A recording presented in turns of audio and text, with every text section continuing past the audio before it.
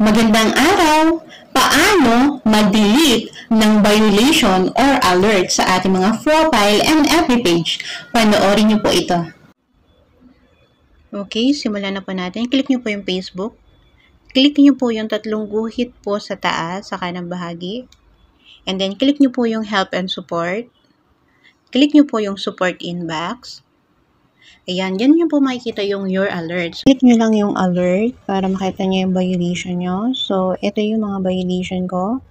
So, dito tayo sa, ayan. So, click lang po natin yan. So, ito yung violation ko sa aking FB page, yung Beauty Simple Amy. So, i-upload ko siya sa November 22, 2022. So, hindi ko na siya i-click kasi baka makopyright na naman ako. So, ayan. Hindi ko na rin pipindutin yung see details kasi hindi na rin siya naka-erase or hindi na rin kahit i-click ko yan. So, hindi na siya. So, back lang po tayo.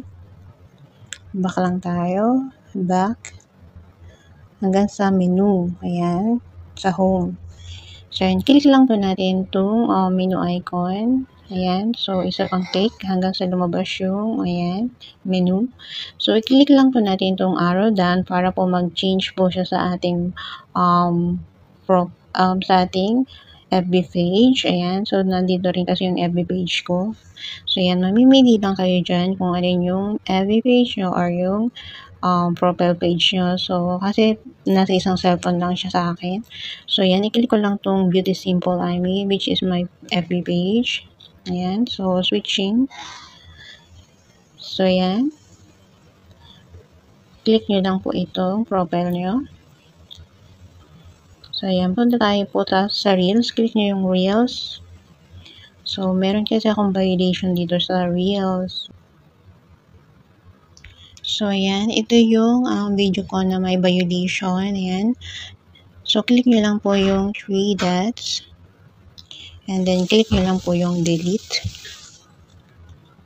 And click delete. Delete ko na po yung dalawang violation ko. Ayan. Sana po ay nakatulong po itong video na to. Okay. Thanks for watching. I've seen a lot of change, been through a lot of pain.